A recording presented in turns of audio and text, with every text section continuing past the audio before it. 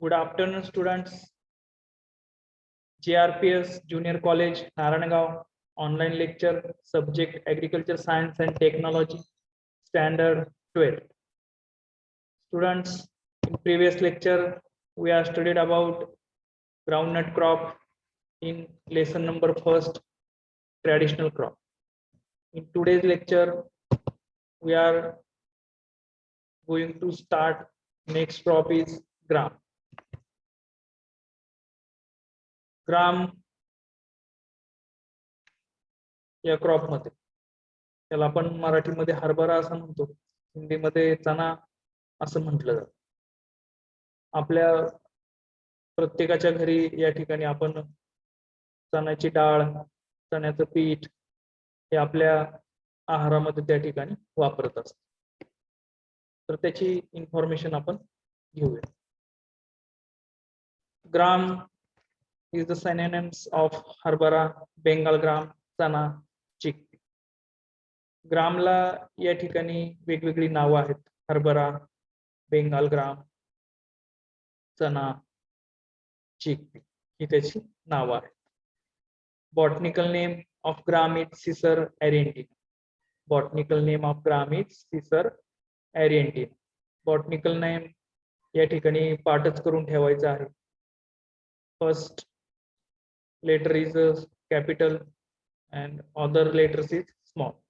Cicer Arentina plus याला underline या ठिकाणी केलेली असते botanical name. Then family of gram is leguminosae. मागील जे क्रॉप आपण पाहिलं ग्राउंडनट त्याची सुद्धा फॅमिली लिग्युमिनेसी होती. ह्याही पिकाची फॅमिली लिग्युमिनेसी अशी आहे, कारण हे लिग्युम वर्गातलं क्रॉप आहे. पॉड ज्या पिकांना येतात, शेंगा ज्या पिकांना येतात त्याला आपण त्या प्रकारातली जी क्रॉप्स आहेत ती लिग्युमिनेसी फॅमिलीमध्ये घेतली जातात. Then origin of gram is south west Asia. Origin of gram is south west Asia. तर बॉटनिकल नेम, फॅमिली आणि ओरिजिन परीक्षेच्या दृष्टीने महत्वाचं आहे. Then uses of gram. हरभऱ्याचे युजेस काय आहेत? It contains carbohydrates, protein, vitamin A and E. Gram मध्ये carbohydrates, protein, vitamin A and E त्या ठिकाणी असतात. Tender leaves used as a vegetables. त्याचबरोबर त्याची जी कोवळी पानं आहेत ती त्या ठिकाणी शिवाय फांद्या आहेत त्या व्हेजिटेबल म्हणून वापरल्या जातात. त्याच्यापासून भाजी केली जाते. It is consumed in the form of dal, besan, cooked grains, salted और अनसाल्टेड ग्रेन्स. त्याचबरोबर त्यापासून डाळ तयार करतात, बेसन तयार करतात, त्यानंतर त्यापासून चणे, फुटाणे त्या ठिकाणी तयार केले जातात. It is also used for preparation of puranpoli and लाडू.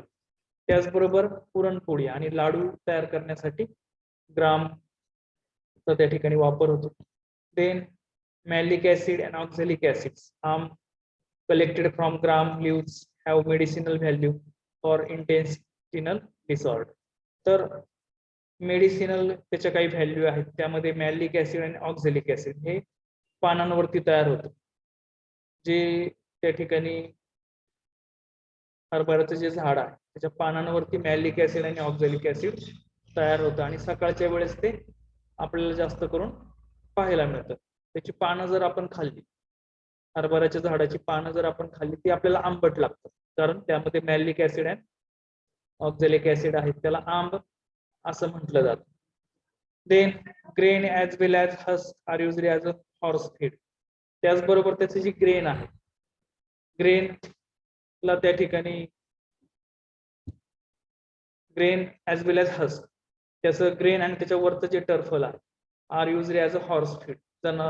जे काही घोडे आहेत, घोड्यांना त्या ठिकाणी खुराक म्हणून हरभरा खाण्यासाठी दिला जातो. Then germinated grains are recommended to cure scurvy disease. त्याचबरोबर जो स्कर्वी डिसीज आहे, स्कर्वी डिसीज बरा करण्यासाठी हे जर्मिनेटेड ग्रेन्स म्हणजे मोड आलेले जे काही हरभऱ्याचे ग्रेन्स आहेत ते त्या ठिकाणी अशा व्यक्तींना खाण्यासाठी दिले जातात की ज्यांना स्कर्वी डिसीज झालेला आहे. तर अशा पद्धतीने हे ग्रामचे युजेस सांगितलेले आहेत. Then soil requirement. Sandy loam to clay loam soils is most suitable. Gram पिकासाठी सँडी लोम, वाळूकामय चिकन माती किंवा क्ले लोम जी माती आहे तर ती त्या ठिकाणी मोस्ट सुटेबल आहे. It should be fertile and well drain. त्याचबरोबर ही जी माती आहे तर ती चांगली फर्टाईल त्या ठिकाणी असली पाहिजे, चांगली सुपीक असली पाहिजे, त्याचबरोबर पाण्याचा चांगला निचरा होणारी ती असली पाहिजे. Then it should have good water holding capacity. त्याचबरोबर त्या मातीची पाणी धरून ठेवण्याची क्षमता सुद्धा चांगली पाहिजे. Optimum pH range is 6.0 to 7.5. जो मातीचा सामू आहे ऑप्टिमम पीएच, ती पीएच रेंज 6.0 ते 7.5 त्या ठिकाणी सांगितलेली आहे. मागील लेक्चर मध्ये मी तुम्हाला सांगितलं की 6.5 to 7.5 बऱ्याचशा पिकांची पीएच रेंज आहे. ही जरी तुम्ही लिहिली तरी तुम्हाला त्या ठिकाणी मार्क्स दिले जातात.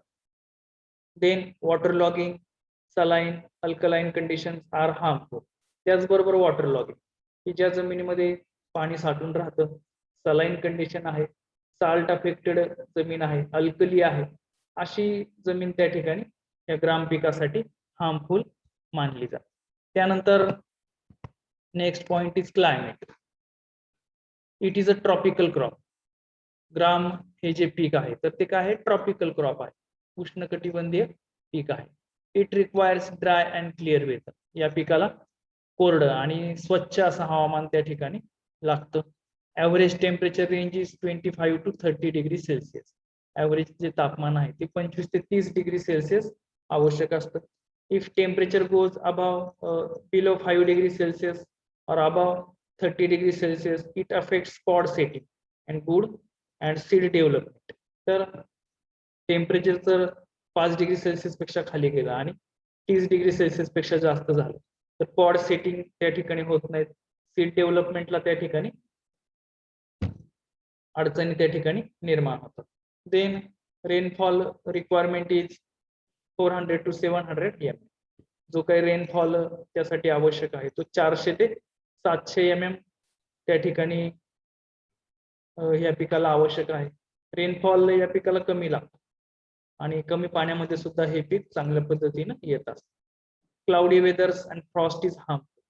त्याचबरोबर ढगाळ हवामान आणि फ्रॉस्ट जर धुके वगैरे जर पडलं तर ते या ठिकाणी हार्मफुल आहे.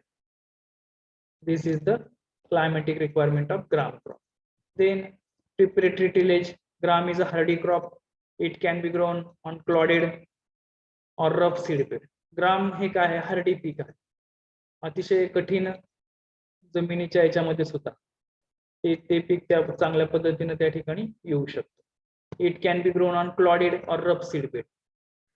क्लॉडेड म्हणजे काय, ढेकळा असणारा, आणि रफ म्हणजे एकदम सुपीक नसणारा परंतु रफ, अशा मातीमध्ये सुद्धा हे पीक येऊ शकतं. 1 deep ploughing is given by iron plough. पीक लावण्याच्या अगोदर उन्हाळ्यामध्ये किंवा खरीप पीक काढल्यानंतर आपण एक खोल नांगरट त्या ठिकाणी घ्यायची आहे. Followed by 1 to 2 harrowings to prepare seed bed. त्याच्याबरोबर 1 ते 2 वेळा कुळवणी त्या ठिकाणी करायची आहे. हॅरोइंग्स म्हणजे काय, कुळवणी करणे. कुळवाच्या साहाय्याने 1-2 वेळा कुळवणी करायची आणि पेरणी योग्य जमीन तयार करून घ्यायची. For moisture conservation planking is done. त्याचबरोबर मॉइश्चरचं कॉन्झर्वेशन होण्यासाठी म्हणजे जमिनीत जास्तीत जास्त ओलावा टिकून राहण्यासाठी आपण जमीन सपाट करून घेतो. प्लँकच्या साहाय्याने सपाट करून घेतो. This is the preparatory tillage operation of gram crop. Then sowing season and time. Rabi season 15 October to 15 November is the ideal sowing time. 15 October ते 15 नोव्हेंबर हा ग्राम पिकाचा आयडियल सोइंग टाइम आहे. Then sowing method drilling, dibbling और plough furrow method. Drilling मध्ये आपण using of seed drill, seed ड्रिलचा वापर करून त्या ठिकाणी आपण पेरणी करतो. डिबलिंग मध्ये हाताच्या साहाय्याने आपण बियाणं शेतामध्ये किंवा सरी वारंबा पद्धतीमध्ये ते टोकन करतो. किंवा plough furrow method, plough furrow मध्ये त्या ठिकाणी सुरुवातीला प्लाविंग करायचं आणि त्यामध्ये बियाणं मागून हाताने टाकायचं आहे, की त्याला प्लाव फरो मेथड असं म्हटलं जातं. Then seed rate and spacing. Seed rate and spacing मध्ये त्याच्यात 2 जाती आहेत, 2 प्रजाती ग्राम मध्ये पाहायला मिळतात. त्यामध्ये देशी व्हरायटी, आणि काबुली व्हरायटी असे दोन आहेत. देशी व्हरायटी जो आहे तो त्याचा ग्रेन लहान असतो, लालसर रंगाचा त्याचा ग्रेन असतो. काबुली व्हरायटीमध्ये ग्रेन मोठा असतो, पांढऱ्या रंगाचा काबुली चणा त्याला म्हटलं जातं. त्यानंतर देशी व्हरायटीचं जे यील्ड आहे 65 to 70 kg per hectare and spacing 30 into 10 centimetre. 65 ते 70 kg per hectare is the seed rate of Deshi variety and spacing is 30 into 10 centimeter. Then Kabuli varieties seed rate is 80 to 90 kg per hectare. Kabuli variety मध्ये 80 ते 90 kilo या ग्रामचा seed rate आहे आणि spacing 45 into 10 centimetre 45 by 10 centimetre त्याचं spacing आहे. Then seed treatment, seed is treated with Thyram plus Babistin at the rate of 2 to 3 gram per kg of seed to control wilt disease. तर wilt disease म्हणजे जो मर रोग आहे तो मर रोग कंट्रोल करण्यासाठी थायरम अधिक 22 2 ते 3 ग्रॅम ते वापरायचं आहे प्रति किलो बियाण्याला. ते चोळायचं आहे control of wilt disease. Then gram seeds are also treated with rhizobium culture before sowing at the rate of 250 gram per 10 kg of seeds to increase nitrogen fixation. तर ग्राम सीड जे आहे तर ते रायझोबियम चे culture आहे, bacterial culture. त्या कल्चरचा 250 gram वापर करायचा आहे 10 किलो बियाण्यासाठी. 1 किलो बियाण्याला 25 ग्रॅम लागतो टू इन्क्रीज नायट्रोजन फिक्सेशन. यामुळे काय होतं तर नायट्रोजन स्थिरीकरणाची जी प्रक्रिया आहे ती त्या ठिकाणी त्या ग्राम सीड ग्रामची त्या ठिकाणी चांगल्या पद्धतीने होते. तर हे आहे seed treatment of gram. Then next point is manures and fertilizers. Manures 12 to 15 cartloads per hectare FIM added. 12 ते 15 कार्टलोड म्हणजे बैलगाड्या प्रति हेक्टरी FIM त्या ठिकाणी टाकायचं आहे. देन कार्टलोड्स म्हणजे काय, बैलगाडी आहे हे लक्षात घ्या. Then fertiliser dose is rainfed crop 10 40 20 NPK kg per hectare. 10 40 20 NPK kg per hectare. Irrigated crop 20 60 40 NPK kg per hectare. या ठिकाणी kg per hectare आहे. रेनफेडचा डोस आहे 10 40 20, इरिगेटेडचा आहे 20 60 40. हे पाठच करायचं आहे. तुम्ही लेक्चर ऐकत असतानाच त्या ठिकाणी तुम्ही हे आकडे लक्षात ठेवायचे आहेत. फारसं काही या ठिकाणी नाहीये. ट्रेडिशनल क्रॉप मध्ये तुम्हाला 5च त्या ठिकाणी क्रॉप आहेत अभ्यासाला आणि ते अतिशय सोपे आहे. Then irrigation requirement. Generally, gram crop is grown as a rain-fed crop on residual moisture. त्यामध्ये ग्राम जे क्रॉप आहे तर ते क्रॉप जे आहे तर ते प्रामुख्याने रेनफेड क्रॉप म्हणजे पावसावरती येणार पीक आहे आणि रेसिड्युअल जो मॉइश्चर आहे जमिनीत जे काही बाष्प आहे मॉइश्चर आहे त्याच्यावरती हे पीक त्या ठिकाणी वाढतं. Depending upon soil type the water requirement is 300 to 400 ml. तर डिपेंडिंग अपॉन सॉइल टाईप मातीच्या प्रकारानुसार याची जी पाण्याची रिक्वायरमेंट आहे ती 300 ते 400 मिलीमीटर त्या ठिकाणी आहे. Then if irrigation facility is available it is given at sowing branching flowering and pod formation stage. तर याच्यात 4 महत्वाच्या स्टेजेस आहेत. जर आपल्याकडे पाण्याची उपलब्धता आहे तर आपण त्या ठिकाणी सोईंग स्टेजला म्हणजे पेरणी केल्यानंतर त्यानंतर ब्रँचिंग त्याला फांद्या फुटताना त्यानंतर फ्लॉवरिंग फुलं येण्याचा काळ आणि पॉड फॉर्मेशन स्टेज म्हणजे त्याला घाटे ज्यावेळेस लागतात लागल्यानंतर त्याची प्रोसेस चालू होते आतमध्ये ग्रेन वगैरे तयार होतात तर त्या स्टेजला त्या ठिकाणी पाणी देणं गरजेचं आहे. Pod formation is the most critical growth stage of irrigation. तर पॉड फॉर्मेशन ही अतिशय महत्वाची स्टेज आहे पाणी देण्यासाठी. या स्टेजला जर पाणी दिलं तर त्या ठिकाणी आपलं उत्पादन चांगल्या पद्धतीने वाढत असतं. जसं की आपण व्हीट मध्ये पाहिलं गव्हामध्ये तर गव्हामध्ये crown root initiation CRI stage ही अतिशय महत्वाची आहे. Then next intercultivation. First 4 to 5 weeks are critical from weed control point of view. पहिले 4 ते 5 आठवडे अतिशय महत्वाचे आहेत पेरणी केल्यानंतर कारण याच काळामध्ये जास्त वीड त्या ठिकाणी वाढतात. Use of pre emergence herbicides followed by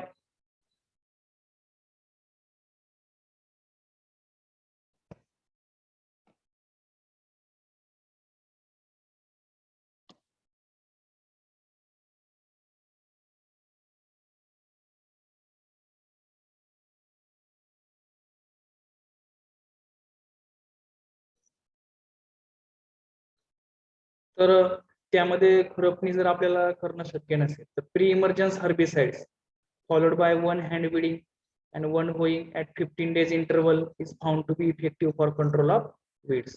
तर प्री इमर्जन्स हर्बिसाइड्स म्हणजे उगवण होण्यापूर्वीचं जे तणनाशक आहे ते त्या ठिकाणी वापरायचे. त्याच्या अगोदर one hand weeding and one hoeing 15 days interval त्या ठिकाणी घ्यायचं आहे. तर अशा पद्धतीने त्याचा आपण वीड कंट्रोल करू शकतो. Herbicide used are bentazone, pendimethalin हे हर्बिसाइड्स त्या ठिकाणी आपण वापरू शकतो. Then nipping and topping in gram. तर ग्राम मध्ये निपिंग आणि टॉपिंग हे अतिशय महत्वाचं ऑपरेशन आहे. Tips are nipped off or tips of the young branches are removed called as nipping or topping. त्याची खुडणी केली जाते. हरभऱ्याची आपण खुडणी करतो जेणेकरून त्याच्या ब्रँचेस वाढल्या जातील. It is done when the crop is at grand growth stage और 10 to 15 सेंटीमीटर हाईट और 3 to 4 weeks ओल्ड. 3 ते 4 आठवडे पेरणी करून झाल्यानंतर ही अवस्था त्या ठिकाणी येते किंवा 10 ते 15 सेंटीमीटर प्लॅन्टची हाईट झाल्यानंतर आपण ही खुडणीचं जे ऑपरेशन आहे, निपिंगचं जे ऑपरेशन आहे ते त्या ठिकाणी करायचं. It increase number of branches per plant. Number of branches per plant त्या ठिकाणी वाढतात. Nipped young shoots are used as a vegetable. आणि जे काही आपण खुडणी केलेलं जी भाजी आहे ती भाजी आपण घरामध्ये स्वयंपाकामध्ये ती वापरू शकतो. This is the nipping or topping in gram. Then collection of malic acid arm when plants are 40 to 60 days old. Leaves secretes malic acids and oxalic acids locally known as arm. तर 40 ते 60 दिवसाचं पीक झाल्यानंतर त्या ठिकाणी त्या पानामध्ये malic acid आणि oxalic acid त्या ठिकाणी तयार होतात. नोन ॲज आंब. त्याला आपण आंब असं म्हणतो. दिस acids dissolves in dew which accumulates on leaf tip. आणि हे ऍसिड काय होतं तर दवामध्ये ते मिक्स होतं. सकाळच्या वेळेस जे दव पडतं त्या दवामध्ये ते मिक्स होतं. This acids can be collected by running cotton cloth on the crop early in the morning and squeezing it in bucket. आणि सकाळच्या वेळेस काय करायचं, एक क्लॉथ घ्यायचा, कपडा घ्यायचा कॉटनचा, तो त्या प्लांट्स वरनं आपण शेतातनं फिरवला की सगळे आंब त्या कपड्यामध्ये गोळा होते आणि नंतर त्याचं एका बकेटमध्ये ते पिळून काढलं जातं.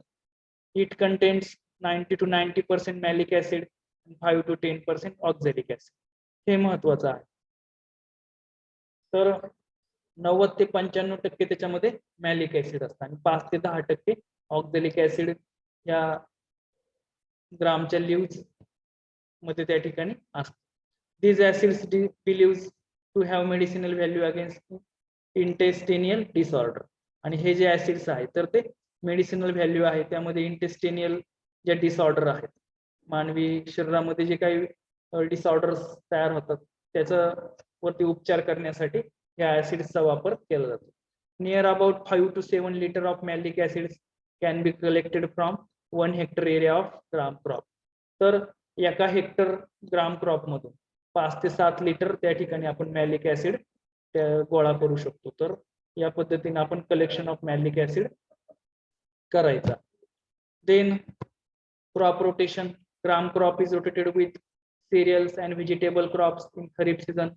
ग्राम क्रॉप जे आहे तर ते सिरियल्स आणि व्हेजिटेबल बरोबर त्याचं त्या ठिकाणी रोटेशन आपण घेऊ शकतो.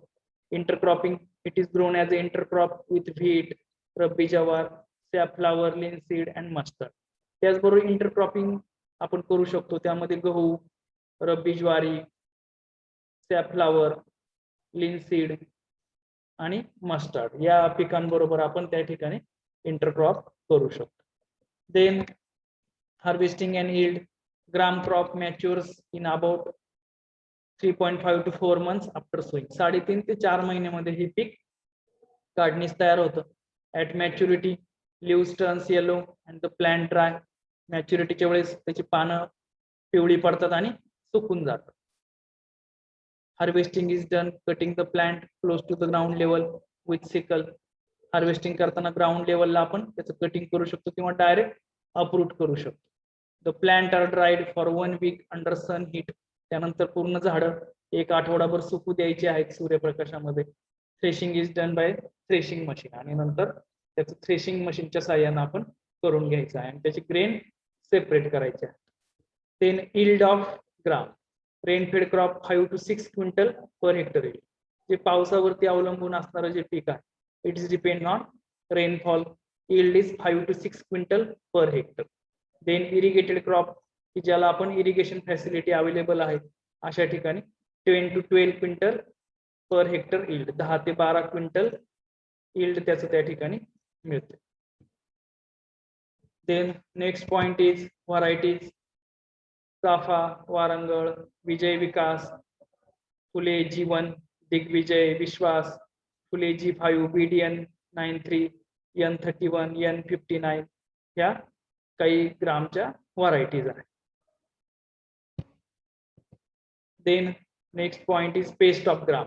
ग्राम मध्ये काही कीड त्या ठिकाणी येते, त्यामध्ये ग्राम पॉड बोरर, म्हणजे या ठिकाणी पिक्चर मध्ये दाखवलेलं आहे. ग्राम पॉड बोरर त्या ठिकाणी त्याचे पॉड पोखरून आतमध्ये जातो आणि आतलं त्या ठिकाणी जी ग्रेन आहे ती खाण्याचं काम करतो, त्याला ग्राम पॉड बोरर असं म्हणतात. या ठिकाणी पिक्चर मध्ये दाखवलेलं आहे. Nature of damage, larvae bores into the birds, flowers, results in shading of birds and flowers. After pod formation, it bores into the pods and feed on developing grains. तर सुरुवातीच्या काळात ती आळी फुलं त्या ठिकाणी खाण्याचं काम करते. नंतर त्याला पॉड आल्यानंतर, घाटे लागल्यानंतर घाट्यामध्ये ते आतमध्ये शिरते आणि आतलं खाण्याचं काम करते. Control measure, give deep ploughing, खोल नांगरट करायची आहे शेतीमधली. देन यूज लाईट और फेरोमेन ट्रॅप, प्रकाश सापळा किंवा हार्मोन्स जो सापळा आहे फेरोमेन ट्रॅप्स तो त्या ठिकाणी वापरायचा. Dust the crop with malathion 5%, carbaryl 5%, phosalone 4%, 20 to 25 kg प्रति हेक्टर. तर यामध्ये मॅलिथियन, कार्बारिल किंवा फॉस्फेलॉन यांच्यापैकी 20 ते 25 किलो प्रति हेक्टर त्या ठिकाणी धुरळणी त्याची करायची आहे. Then cut worms, caterpillars remain hidden in the soil during daytime and cut plant during night time. रात्रीच्या वेळेस त्या ठिकाणी ते खाण्याचं काम करतात झाडावरती आणि दिवसाच्या वेळेस जमिनीमध्ये त्या ठिकाणी ते लपून बसतात. Control measure of cut worm is profenofos 50 EC or dichlorvos 17 EC are effective used against pest. तर त्यामध्ये प्रोफेनोफॉस आणि डायक्लोरोवास हे औषध त्या ठिकाणी वापरून फवारणी केल्यानंतर कट वर्मचा त्या ठिकाणी आपण कंट्रोल करू शकतो. Then diseases of gram. Disease मध्ये विल्ट डिसीज, ग्राम मध्ये मर रोग प्रामुख्याने येत असतो. It is a fungal disease. It attacks root system, result in decomposition of roots, stunted growth with pale yellow leaves. तर या सिस्टीम मध्ये, या डिसीज मध्ये मर रोग त्याला म्हटलं तर फंगल डिसीज आहे, बुरशीजन्य तो आजार आहे. इट अटॅक्स रूट सिस्टीम, ते रूट वरती अटॅक करतात आणि त्याचं पूर्णपणे डिकम्पोज करतात रूट. स्टंटेड ग्रोथ होते, झाडं त्याच्यानंतर सुकतात आणि पिवळी पडून ते मरतात. या ठिकाणी पिक्चर मध्ये दाखवलेला आहे कशा पद्धतीनं हा मर रोग आपल्या शेतामध्ये. Control measures, follow clean cultivation, crop rotation, grow disease resistant varieties. या ठिकाणी स्वच्छ कल्टिवेशन करायचं आहे, जमीन चांगली त्या ठिकाणी क्लीन ठेवायची आहे. क्रॉप रोटेशन घ्यायचं आहे, पिकांची फेरपालट करणे. ग्रो रेजिस्टंट व्हरायटी, प्रतिकारक्षम असणाऱ्या जातींची लागवड करायची आहे. Then treat the seed with thiram or captan or Bavistin 2 to 3 gram per kg or trichoderma 6 gram plus 1 gram Vitavax यांचं त्या ठिकाणी आपण ट्रीटमेंट करू शकतो. देन स्प्रे कॉपर सल्फेट और बोर्डॅक मिक्सचर, किंवा कॉपर सल्फेट किंवा बोर्डॅक्स मिक्सचरचं त्या ठिकाणी फवारणी आपण करू शकतो मर रोग कंट्रोल करण्यासाठी. तर अशा पद्धतीने आपण या ठिकाणी आजच्या लेक्चर मध्ये ग्राम पिकाची माहिती घेतली. त्याचं बॉटनिकल नेम सिसर एरेंटिनम, फॅमिली लिग्युमिनेसी आहे, हे त्या ठिकाणी तुम्ही लक्षात ठेवा. डाळवर्गीय पीक आहे, शेंगवर्गीय म्हणजे त्याला आपण पॉडवर्गीय, शेंगा ज्या पिकांना येतात ती लिग्युमिनेसी फॅमिली मधली त्या ठिकाणी असतात, हे तुम्ही लक्षात ठेवा. तर आजचं लेक्चर आपलं या ठिकाणी संपलेलं आहे. धन्यवाद.